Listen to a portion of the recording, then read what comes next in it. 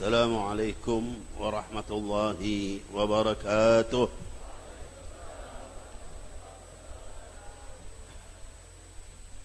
الحمد لله الحمد لله بنعمته تتم الصالحات وتسكب البركات، والصلاة والسلام على أشرف البريات سيدنا وحبيبنا وشفيعنا مولانا محمد وعلى آله وصحبه سادات القادات. قال الله سبحانه وتعالى في كتابه العزيز: فاعتبروا يا أولي الأبصار. معاشر الحباب الكرام والأساتذة الفضلاء والحضور الميامين المباركين، para habaib, alhamdulillah yang berkumpul bersama kita pada malam hari yang berkah ini, Al-Sahir Al-Mubarak, Habibina Ahmad Naufal, Habib Umar Abdul Aziz bin Abdul Rahman Syahabuddin, hafizahullah wa ra'ah, wa balla kulla ma amalahu wa raja fi khair wa afiyah, wa tala baga'ahu وبلغ جميع ما تمناه من خير الدنيا والآخرة. وحبيبنا علي بن الحسن بالفقيه الذي شرفنا وجاء إلينا في هذا المجلس، جزاه الله خيرا كثيرا وحفظه الله وبلغ معمله وجاء في خير وعافية. وشيبتنا الحبيب علي بن عبد الله بن حامد dan Al-Habib Muhammad Sagab, Kafatil Habaib yang banyak hadir bersama kita pada malam hari ini, dan semoga insya-Allah akan bertambahnya keberkahan, tambahnya rahmat Allah, bertambahnya kebaikan dan keberuntungan yang Allah akan berikan kepada kita ketika kita berkumpul dengan orang-orang tua, orang-orang yang soleh, orang-orang yang baik. Saat ini kita berkumpul dalam sebuah majlis yang mulia, memperingati, tadi sudah kita laksanakan qiraatul dalail, dalail khairat, kemudian juga burdah Imam Al-Busiri, burdatul madih, dan dengan berbagai macam amaliyah di samping tahlil, tahmid yang dilakukan, terutama dalam rangka peringatan haul أخينا وحبيبنا السيد أحمد نوفل بن عبد الله الكاف رحمه الله رحمة الأبرار، وأسكانه جنات تجري من تحتها الأنهار مع جده النبي المختار وأسلافه البررة الأطهار. والحمد لله, satu amaliyah yang kita lakukan ini memang sangat dianjurkan di dalam Islam, mengenang orang-orang yang pernah berbuat baik mungkin kepada kita. Bahkan intinya ketika seseorang berjuang di dalam agama Islam ini berarti dia pernah berbuat kebaikan untuk agama Allah ini. Setiap individu muslim memang pantas untuk merasa senang dan bangga kepada siapapun yang mereka memperjuangkan umurnya, hidupnya untuk dakwah di jalan Allah, terutama tarbiyah, pendidikan, seperti yang dilakukan oleh akhina Al-Habib Naufal. Masya Allah, tadi sudah dibawakan bagian daripada manaqib beliau. Di antara salah satu keberuntungan yang beliau dapatkan, janji gurunya, ana ashfa'uka yaumal qiyamah, aku berikan syafaat untukmu di hari kiamat. Masya Allah, ini janji yang luar biasa. Yang berjanji itu siapa? Guru beliau, Sayyidil Walid Al-Imam Abu Ya Muhammad bin Ali Al-Malik Al-Hasan rahimahullah, seorang yang dikenal dengan muhaddith, ahli hadis, mufassir. Bahkan sebagian ulama menyatakan dengan istilah bahasa kita, perpustakaan yang berjalan. Abu Sayyid Muhammad bin Al-Maliki Al-Hasani pernah digelar perpustakaan yang berjalan. Bahkan beliau dikenal oleh orang-orang Suriah Qutbu Makkah, Qutubnya Makkah. Ini saya dengar dari Syekh Mahir Hasan Munajjid, seorang alim Quran yang mengajar anak-anak kita juga yang di Inan. Dia menyatakan Sayyid Muhammad ada ma'ruf indana fi Syria Qutb Makkah. Sebagian mereka Qutb Hijaz. Beliau pernah bercerita juga, Abu Sayyid Muhammad bin Ali Al-Maliki Al-Hasan rahimahullah pernah menyatakan pada ba'idhu ikhwanina di akhir-akhir umur beliau, dia menyatakan busyirtu an la amuta illa ba'da al-qutbiyah. Aku dapat berita gembira, aku tidak akan mati melainkan setelah menjadi wali qutub. Ketika akhina Al-Habib Naufal dijanjikan dapat syafaat, siapa yang menjanjikan untuk memberikan syafaat kepada beliau itu? Ini satu keberuntungan yang luar biasa. Kenapa beliau dapat keberuntungan tersebut? Memang kita sangat tahu Habibana Naufal berkhidmah luar biasa kepada Abu Sayyid Muhammad bin Ali Al-Maliki Al-Hasani. Memang tadi dinyatakan beliau memang benar. Waktu masuk di kota Makkah, murid yang paling kecil. Kecil sekali waktu itu beliau. Itulah sama Abu Sayyid Muhammad Maliki. Beliau ditaruh di kamarnya. Abu Sayyid Muhammad itu punya kamar khusus untuk beliau beraktivitas, kerja, nulis kitab, ya, mengarang buku, dan berbagai macam urusan-urusan yang beliau lakukan itu punya satu kamar khusus. Kehidupan beliau itu rata-rata di tempat itu. Beliau punya istri, beliau punya anak, tapi kalau dihitung berapa banyak beliau itu tinggal dengan keluarga anak istri, walaupun satu bangunan besar rumah beliau, tapi beliau lebih banyak di kamar yang tempat beliau beraktivitas. Untuk ketemu dengan keluarga itu sebentar, ya, sekadar menyenangkan hati mereka, duduk beberapa saat bersama mereka, kemudian balik lagi ke tempat beliau kerja. Itu baik siang ataupun malam. Kalau kita mungkin nggak pernah jauh dari istrinya, nggak pernah jauh, ya.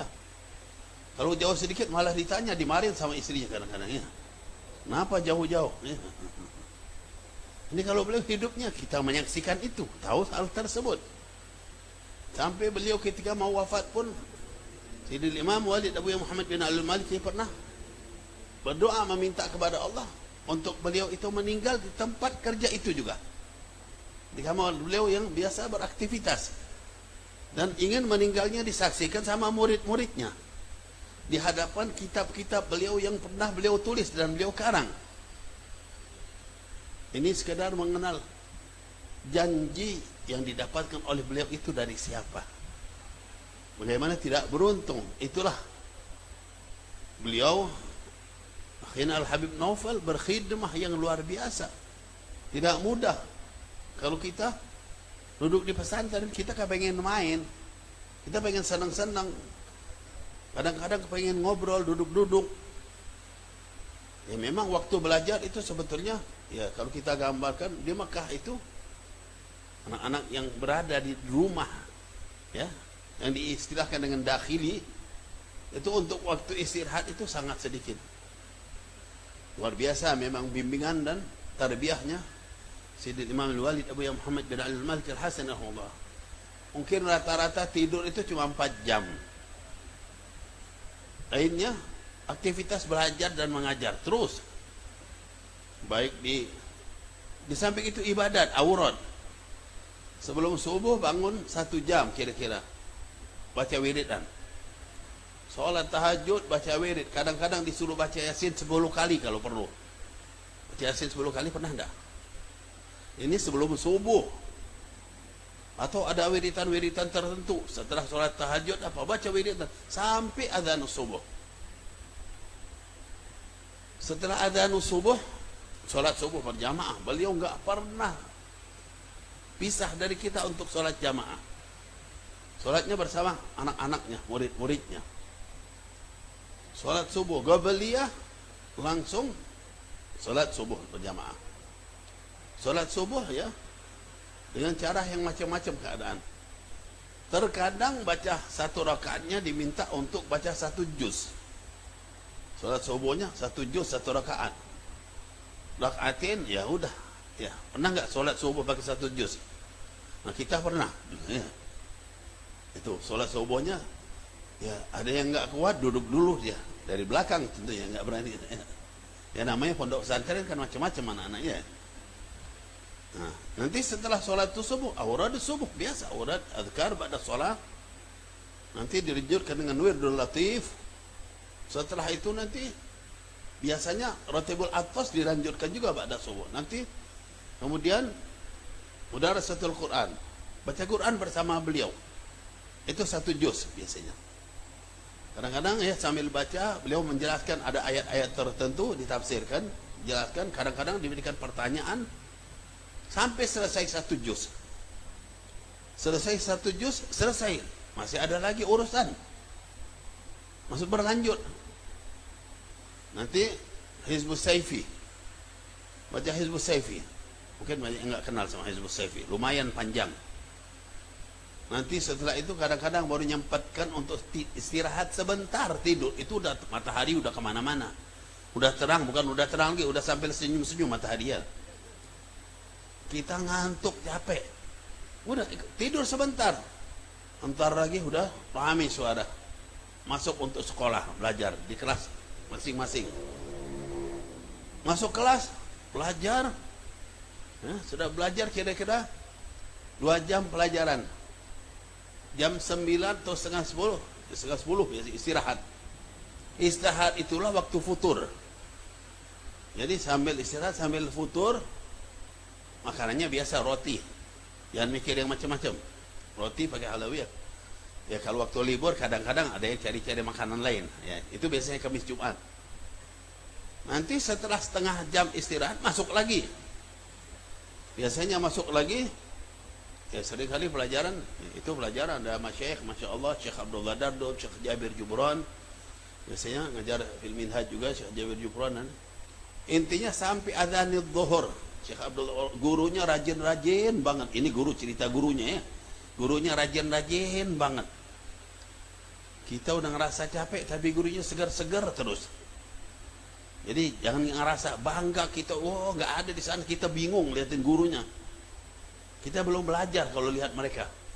Mereka gudang-gudang ilmu, rajinnya sama ilmu, luar biasa. Nanti sampai adzanul zuhur, selesai. Adzanul zuhur, Abu Isa Muhammad Maliki sudah nunggu di ruang sholat. Beliau sholat zuhur berjamaah. Selesai istirahat, enggak baca hadis biasanya. Dari kutubul hadis Tirmidzi sampai yang terakhir anak ikut Mishkatul Masabih. Dari beberapa kitab yang dibaca, Bukhari, ada nanti ada waktunya semua itu. Masya Allah, selesai ini ganti kitab lain selesai. Sampai setengah jam 2 kira-kira. Jam 2 baru urusan makan siang.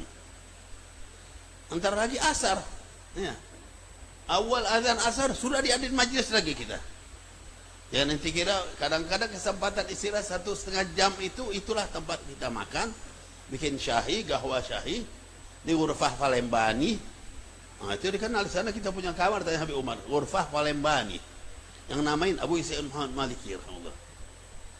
Itu. Ya. Jadi setelah itu masuk waktu al-asar, salat al-asar berjamaah. Selesai salat asar, biasanya kita belajar sama Habib Salim bin Umar As-Saggab. Al-Ghadhi. 22 tahun katanya Ghadhi ini terim. Itu Habib Salim bin Umar As-Saggab, ya misalnya Habib Abdul Qadir bin Ahmad Saggab. Itu biasanya bahasa minhaj kita. Bahasa minhaj satu baris lama, bayannya lama, kita kapan selesai enggak tahu baca kita. Tapi itulah luar biasa. Tuhfa, Munil Muhtad, igna semuanya di sini sama Salim. Ada sampai kita bilang kalau dia potong jenggot isi kutubul fikih semua. Dari hebatnya bisa. Jadi ini gambaran gimana kita kan ulama itu benar-benar ulama. Kita kadang-kadang ngerasa punya ilmu, belum apa-apa sebetulnya, nggak ada apa-apanya sama sekali. Nanti setelah itu belajar sama Habib Salim, rubu' sa'ah sebelum maghrib atau 20 menit, langsung lari-lari ke Masjidil Haram. Masuk maghrib adzan, salatul maghrib pada salat rebutan dihalau Abu Isa Muhammad Maliki baca kitab tafsir sampai adzan al-isya. Setelah adzan al-isya salat pulang enggak baca hadis lagi. Masya Allah. Ana ceritanya ana aja ngulangin enggak mampu lagi rasanya ya. Kehidupan yang luar biasa kita rasakan. Ya, kalau kurang paham nanti tanya lagi sama Habib Umar ada di sini itu ceritanya. Kalau ada yang lain tanya di masa kita dulu itu ya. Nanti selesai udah jam 9 udah juk banget. Ini belum juk banget mestinya. Ya, belum lapar banget di sini kan. Kita jam 9 nanti. Udah lapar banget. Baru asya. Sudah asya istirahat enggak? Murajaah. Mudzakarah. Oh, Masya Allah. Nanti kira-kira jam 11 baru mulai istirahat. Jam 12 baru nah lagi bangun lagi sebelum subuh udah. Ya, enggak terasa waktu tuh. Kadang-kadang belum bisa tidur tuh udah bangun lagi subuh. Masya Allah.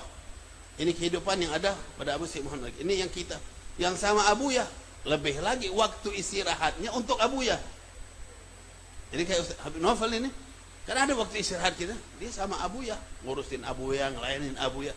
Udah tidak ada lagi waktu istirahat, belajar, balik lagi ke kesana. Wah, itu lebih berat lagi berarti. Karena itu pantas dia dijanji sama Abu ya. Anak asfa'u yaumal qiyamah. Oh, ini usaha yang begitu berat. Lalu itulah yang beliau dapatkan. Dan beliau memang sampai terakhir, sampai selesai pulang itu sebagai khidmah, orang yang berkhidmah kepada Abu ya. Beruntungnya beliau. Itu beliau waktu itu ngomong sendiri sama anak waktu mendapatkan bisyarah dari Abu ya, baru-baru pulang dari Mekah. Anak pulang, Abu ya udah janji. Na asfa'uka yaumal qiyamah. Ini beliau nyatakan itu. Ini Masya Allah. Nah, satu keberuntungan. Dan ya tadi di mana beliau datang ke Indonesia, beliau ngajar, alhamdulillah. Amaliyah dan jihad yang beliau lakukan ini semuanya ya melaksanakan tugas, tetap mengikat hubungan dengan Sayyidina Al-Imam Al-Walid Abu Muhammad bin Ali Al-Malik Al-Hasani, ya melaksanakan janji-janji beliau ketika pulang.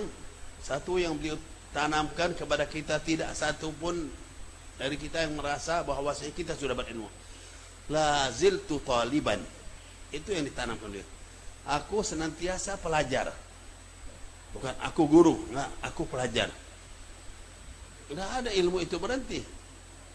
Wa ma utitu minal ilmi illa qalilah. Ilmu yang kita dapat sedikit, karena itu belajar terus, tidak pernah beliau jatuh saya berilmu, enggak. Beliau itu sendiri Abu Isa Muhammad Alki itu dia sendiri, ana melihat dan dia sendiri bercerita ketika beliau mau ngajar itu biasanya beliau mutolaah lagi. Ana sudah tahu ini tapi ana tetap balik, ulangin lagi, nanti baru ana ajarkan. Wah hakadha walidi, begitu juga ayahku katanya. Sayyid Ali Al-Maliki kalau mau ngajar dia baca dulu, diulang lagi. Itulah pesan ayahku untukku. Kita kadang-kadang ngerasa ana sudah biasa ngajar itu, nggak usah lagi ngulang, nggak ngulang lagi tapi. Ini beliau enggak, sudah tahu. Ana lihat beliau mutalaah tafsir sampai. Masya Allah, intinya kehidupan beliau itu penuh dengan ilmu, dengan amaliyah-amal yang baik. Ini dengan akhlak budi pekerti, ya. Jangan lagi tanya sholat. Kadang-kadang kita ya Allah, alhamdulillah kalau ada rasa cinta sama ulama, sama aulia itu nikmat. Tapi cinta itu selalu kita kembangkan dengan amalia. Beliau itu gimana dapat? Kita pengen ikut, kita senang. Oh mereka itu ahli sholat, jangan tinggal sholat. Minimal sholat wajib dijaga terus, jangan sampai tinggal. Usahakan sholat-sholat sunnah, tingkatkan. Jangan lupa kalau bisa sholat-sholat nawafil, gabliyah, ba'diyah. Usahakan. Kan kalau enggak kita siapa lagi yang sholat sunnahnya? Sholat wajib kan kita harus lakukan. Jangan ngarepin dari orang-orang yang enggak itu. Kita laksanakan sholat wajib, usahakan berjamaah. Sholat sunnah. Sholat sunnah untuk siapa? Kita. Kalau bukan kita, siapa yang mau sholat sunnah? Qabliyah, ba'diyah, sholat duha. Enggak usah banyak-banyak, minimal 2 rakaat. Ini orang 10, kita 2 aja lumayan. Bangun tengah malam, mau tidur usahakan. Kalau enggak bangun tengah malam, minimal 2 rakaat. fatahajjat bihi nafilatan laka asa an yab'atsaka rabbuka maqaman mahmuda. Bangun tahajud, usahakan jangan sampai 3. Witir cuma 3 rakaat, dikit. Usahakan jangan lepas sama Al-Quran, setiap hari baca Quran. Ini semua sebab keberuntungan. Karena kalau kita lihat untuk buang-buang waktu itu, ya banyak sekali kesempatan. Coba dari pagi sampai malam. Kira-kira kalau kita hitung amal baik ana atau saya hari ini apa ya kira-kira? Dari pagi sampai sekarang ini. Amal baiknya hari ini apa saja? Alhamdulillah ada majlis burdah. Nah ini satu tabungan. Tapi kira-kira Quran sempat tak hari ini? Solawat kalau nak majlis ini belum tentu kita sempat. Solat kira-kira duha sempat tak tadi? Wabliyah ba'diyah kita laksanakan apa enggak? Zikir, kemudian lagi witir nanti. Masa enggak solat witir? Kalau enggak jangan tidur sebelum solat witir. Usahakan bangun tahajud walaupun 2 rakaat. Sampai dinyatakan Habib Abdul Qadir bin Ahmad Saggar, dia menggambarkan takunu hazil azamat bil Arabiyyah fi buldanil muslimin liqillati man yaqumu bil lail. Sebab dikitnya orang bangun malam itu yang menyebabkan macam-macam fitnah. Ini yang pernah anda kama qala Habib Abdul Qadir. Jadi hancur umat Islam, dihinakan umat Islam, dikecilkan, tidak dianggap banyak. Banyak enggak umat Islam ngurusin satu masalah, enggak pecah-pecah. Kenapa? Kata Abdul Qadir tadi, tidak ada yang bangun malam. Ya, bukan bangun malam sekarang ya. Maksudnya waktu sahar. Bangun tengah malam waktu sahur, ya Allah minta. Ya, ini satu keberuntungan kalau kita bisa bangun malam minta sama Allah. Sedangkan waktu bangun malam itulah waktu istijabah. Minta apa saja diterima oleh Allah. Ya. Kalau orang bangun malam, ya, yang datang berdoa diijabah sama Allah doanya. Yang beristighfar diampuni oleh Allah. Yang punya hajat disampaikan hajatnya oleh Allah. Bangun malam, tidak usah banyak-banyak 2 rakaat. Sebelum itu baca-baca doa, baca istighfar, semuanya akan disampaikan Allah. Banyak cerita-cerita keberuntungan orang-orang gara-gara bangun malam. Mungkin waktu itu anak pernah cerita seseorang sahabiyah Zinnirah, budak hamba sahaya. Seorang budak hamba sahaya, dia minas sabiqati ilal Islam, masuk Islam di kota Mekah. Karena dia masuk Islam, pertamanya sembunyi-sembunyi, akhirnya ketahuan sama tuannya. Setelah diketahui oleh tuannya dia masuk Islam, maka tuannya perempuan juga marah, istilahnya murka tuannya. Tuannya anti Islam, ya. Tuannya nggak suka sama Islam. Tiba-tiba budaknya hamba sahayanya, ya. Kayak sekarang banyak yang nggak anti Islam. Ya udah, nggak usah ente tahu. Yang jelas kitanya aja betulin diri kita, ya. Ini Zinnirah, tuannya anti Islam. Ketahuan Zinnirah budaknya sendiri masuk Islam, dipaksa agar keluar agama Islam. Dipaksa, Zinnirah tetap tidak mau mempertahankan Islam. Diancam, tetap saja la ilaha illallah Muhammad Rasulullah. Kalau tidak mau juga, diambillah 2 potong besi yang panjang, dibakar. Dinyatakan keluar dari Islam, atau kalau tidak akan ditusukkan 2 potong besi ini ke 2 belah matanya. Diancam Zinnirah seperti itu. Zinnirah tetap la ilaha illallah Muhammad Rasulullah. Ini satu gambaran, ya Allah, orang dulu itu mempertahankan Islam enggak mudah, ya. Orang sekarang kadang-kadang Islam dibayar berapa ribu, 50.000 rusak Islamnya. Baru berapa ribu.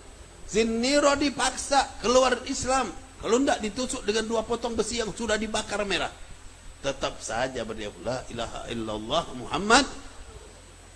Karena beliau tetap bertahan, akhirnya ditusukkanlah 2 potong besi itu ke 2 belah matanya Zinnirah. Masya Allah. Kira-kira apa yang terjadi pada mata beliau? Hancur 2 belah mata itu. Kira-kira ada dokter yang mampu untuk mengobati. Sekarang ini dokter-dokter mata ahli, hebat, punya alat yang canggih. Kalau udah mata ditusuk 2-2 hancur kayak gitu, kira-kira ada yang mampu? Nyerah pasti dokter-dokter. Subhanallah, setelah dua belah matanya hancur, si tuan ini tadi bilang sama teman-temannya, Zinnirah dapat kualat Lata dan Uzza, matanya jadi buta. Ya Allah, ini kan jadi sifat-sifat orang jahil kafir tuh kayak gitu dari dulu rupanya ya. Umat Islam udah dicaci, udah diejek, difitnah lagi ya, udah dituduh macam-macam ya, misalnya difitnah lagi, sudah mereka perlakukan kejahatan-kejahatan, difitnah lagi ya, banyak yang seperti ini, Masya Allah, rupanya dari dulu ya, Jaddul Kilab Wahid ya. Jadi jangan heran, yang penting kita betuli diri kita kembali. Zinnirah setelah hancur mata beliau dan mendengar fitnah-fitnah orang-orang kafir, beliau datang kepada Allah di tengah malam, tatahajjad, bangun malam, minta pada Allah, berdoa dan berdoa. Subhanallah, mata yang hancur itu sedikit demi sedikit kembali lagi, sehingga akhirnya mata itu bisa melihat dan kembali terang lagi. Memang kalau kita nyatakan karomah, betul karomah, tapi ada sebabnya. Sebabnya bangun malam, minta pada Allah. Kita bangun malam, kita bersihkan diri kita, taubat dari dosa, minta ampun pada Allah, laksanakan sholat 5 waktu, hidupkan akhlak budi pekerti yang baik. Ini akhlak kan sangat penting ya, Masya Allah. Akhlak yang baik, akhlak itu seperti tabiat, tapi yang diarahkan kepada kebaikan, inilah keberuntungan. Abu Sayyid Muhammad Malik rahimahullah pernah menyatakan, kenapa iblis dikeluarkan dari sorga, sedangkan beliau itu pernah duduk berdampingan dengan para malaikat. Karena iblis jalasa ma'al malaika fi safil malaika, lakinna ukhrija minal jannah. Amas sabab fi dzalik li su'i khuluqih, karena akhlaknya yang jelek akhirnya dikeluarkan dari sorga. Gimana akhlaknya? Sombong itu termasuk akhlak ya. Khalaqtani min nar wa khalaqtahu min tin. Sombong dia pada siapa? Pada Allah, nggak tanggung-tanggung, kurang ajar, nggak punya akhlak. Gara-gara tidak punya akhlak diusir dari sorga. Masya Allah. Jadi ingat, gara-gara nggak punya akhlak, biadab, ini diusir dari sorga. Dulunya punya makom yang tinggi, punya kehebatan. Nah, jadi ingat, iblis memang nggak punya akhlak. Tapi kalau kita ingat lagi, Nabi Allah Adam alaihissalam ya, turun juga dari sorga, ngajak kita rame-rame ke sini ya. Bukan dari segi akhlak, bukan urusan akhlak ini. Ini mengingatkan kita juga.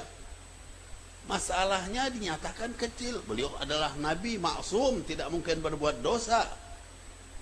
Cuma kesalahan menurut gambaran kita itu bisa ma'fu. Bagaimana Imam Sahibut Tanwir bin Atha'illah As-Sakandari, beliau menggambarkan bahwasanya Nabi Allah Adam alaihissalam ketika mengambil buah terlarang itu bukan karena dosa dia melakukan maksiat, enggak sama sekali. Dengan berbagai macam alasan yang beliau gambarkan. Di antara satu gambaran apa? Allah ketika melarang beliau memakan buah itu, di surga itu banyak pohon. Pohon ini buahnya jangan dimakan. Baik, tinggal berjalan waktu lama. Manusia itu namanya manusia, walaupun ya di sorga dulu memang belum ditetapkan untuk tinggal di sorga. Sifatnya lupa. Iblis pakai sumpah lagi. Ya. Iblis sumpah menyatakan kalau kamu makan pohon ini kamu akan kekal bersama malaikat. Yang mulai sih Sayyidah Hawa, orang perempuan kan cepat, kalau dia Allah Adam enggak semudah itu.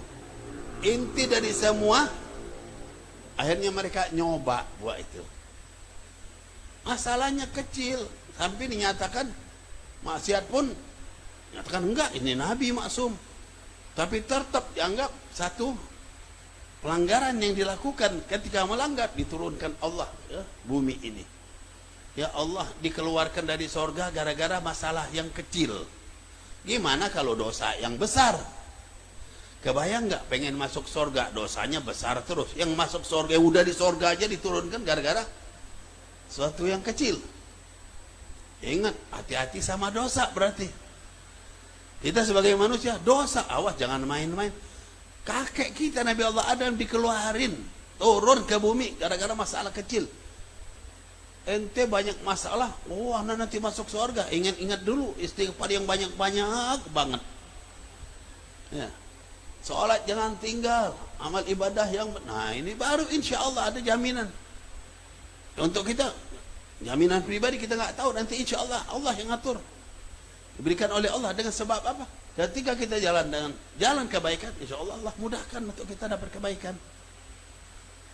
Ini alhamdulillah. Ketika kita mengenang orang-orang yang baik yang mendahului kepada Allah, memang perintah Allah fa'tabiru ya ulil absar, ambil pelajaran. Ambil pelajaran apa yang dilakukan oleh Habibana Naufal, Masya Allah. Hidupnya beliau peruntukkan untuk dakwah dengan segalanya. Beliau perindah tempatnya, ya bukan untuk kehidupan, untuk biar tempat-tempat umat Islam itu indah, menarik, membuat Islam itu kan orang sekarang kan bangga kalau tempatnya bagus, wah ya senang.